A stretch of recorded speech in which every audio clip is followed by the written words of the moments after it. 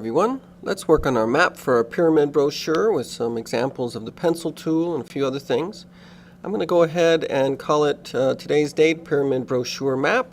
And what you'll notice here is that I want to work in landscape mode. So instead of 20 by 48 picas, it's going to be 48 by 20 picas. Another thing I like to do is, since we won't need to be constrained by the CMYK color scheme for printing, we can change it to RGB if you're having trouble getting the colors that you really want. So here we have a landscape or wide palette for our map, and let's see, I was going to show you today the pencil tool. It's right here. It turns out to be a very useful tool in the new CS6. And let me just go ahead and draw an example of, let's say, a river that's going through my map. And what you see here is, instead of a whole bunch of little points connected, we can use our direct selection tool to actually move these after the fact. So if I didn't like this little stutter right here, I can actually move it a little bit and make adjustments afterwards to the direct anchor points. You can also click on the handles and use the curve tools to get the curves that you want. Essentially, you can have a map of a river that's any shape that you want and adjust it after the fact. Now let's go ahead and make that a thicker line. You'll notice that the stroke is not up here anymore because of what I've been doing. So I'm going to go over here to the right. If this set of tools is missing, I've noticed that some folks will need to reset their workspaces back to the essentials, and you can reset that essential workspace and get these back anytime. So I'm going to go ahead and open up the stroke menu and increase the stroke of my river here. So it's starting to look more like a river, sort of. Let's go ahead and change the color. I'm going to double click on the stroke color and choose a nice dark blue here. That's looking more like a river. And one of the things I also wanted to show you is a way of making it look like a delta at the end of the river where it meets the sea. So I'm going to go ahead and draw a rectangle on a new layer. Approximately the size that I want this delta to be, and go ahead and remove the stroke for it. Go ahead and put it all the way down to 0. But then work on the fill and make it a gradient. Whoops.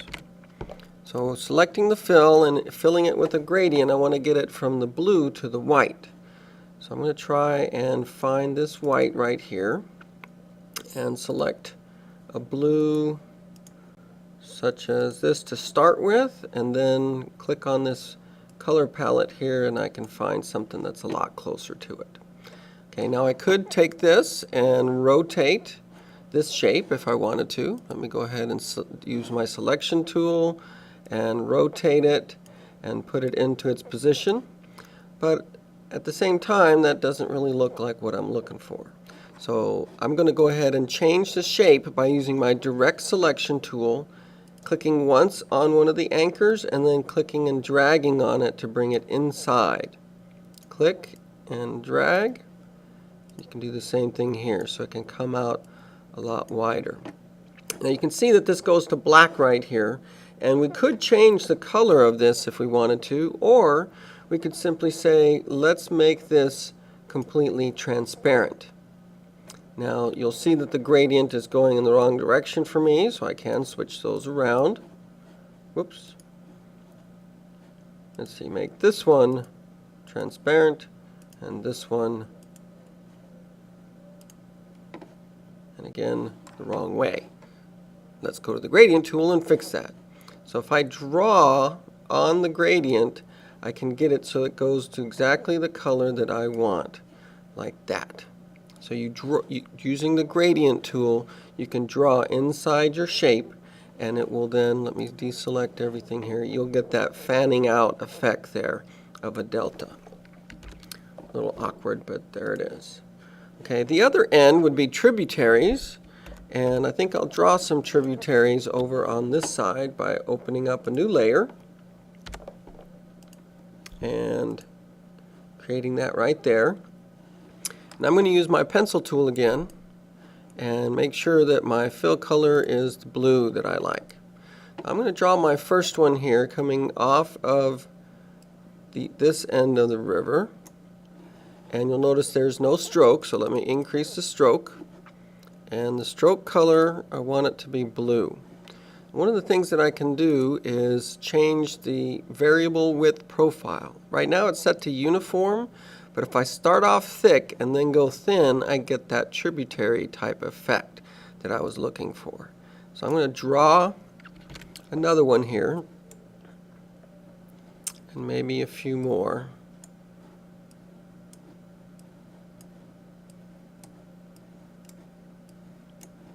Now that's quite a few lines. I'd like them all to do that. So I can actually go to the layer where I drew all of those and click here to select all of them at once. Give them a particular stroke width and then the width profile. So let me increase that a little bit so I get that tributary look. Okay, so now I might want to adjust my anchors a little bit just so that I get rid of some of the little bits that I didn't really mean to make look that way. So now, it's not great, but for a quick version, there is a river with a delta on one end and the tributaries on the other.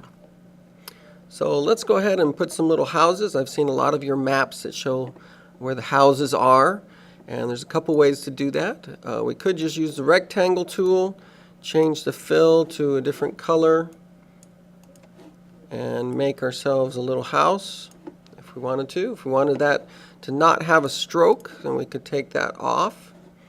But what I've been showing in class has been using some of these graphic styles, pulling up the 3D effect library and making it into a little block like that. Now you never want to just leave it that color. You always want to go to its appearance and make some changes to it so it doesn't look like everybody else's. You can click on this and then hold up Shift to change the color. So let's pick something really distinctive there, and then we can do the fill, hold down Shift, pick something else, so we can say that's our symbol for where the houses are. Might want to turn off the drop shadow. The eyeballs here will let you turn off a particular effect. If you want to get fancy with the extrude and bevel, you can turn on preview so you can see what's happening, and you can make it maybe 30 points so it's more of a cube, or you could make it less so it doesn't represent quite so much space on there. You could leave the drop shadow on.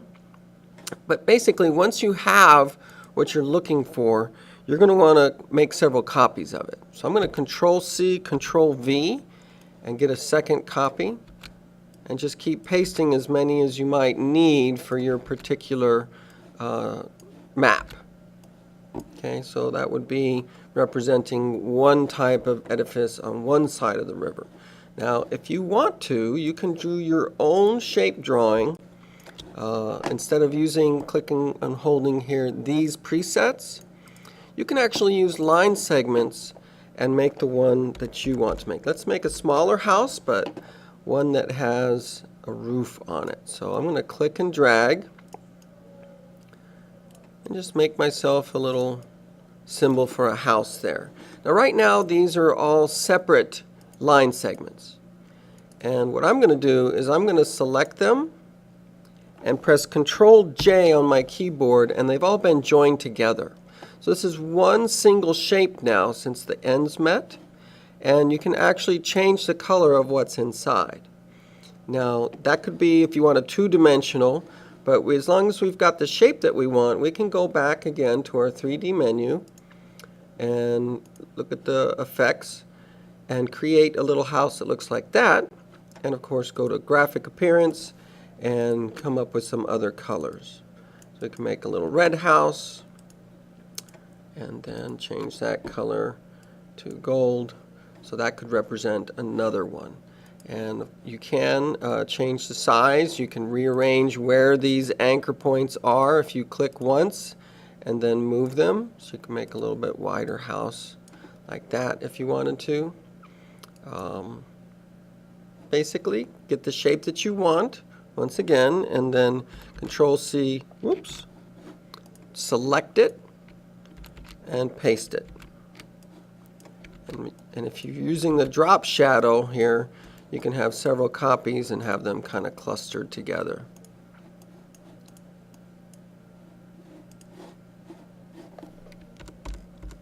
So there's the beginnings of a little map. I don't know what yours looks like, but it can be fairly colorful using these tools.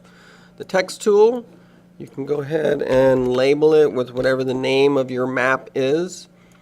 Pull up character, make it big enough. Make that a little bit bigger. And then go back and select it so that we can use our library to look at some different type effects. So you can actually do some pretty fancy stuff right at the beginning very easily, but then always go in and change those colors, change that style, and make sure that it's easy to read. If you're going to use the shape effects, make sure it stays on the area. Stuff like this can be very hard to read, so you might be looking more at some of the others. The scribble effects can be fun in some instances, depending on what your drawing style is like. But definitely play around with these and find something that's going to work for you and get your map made. It doesn't have to be horizontal like this, so you might do a vertical one, but that pencil tool is going to come in really handy for a lot of things. Notice now I might want to go back, find my layer of my river and say, you know what, this river needs to move out a little bit so I got more room for my houses, and make adjustments after the fact fairly easily.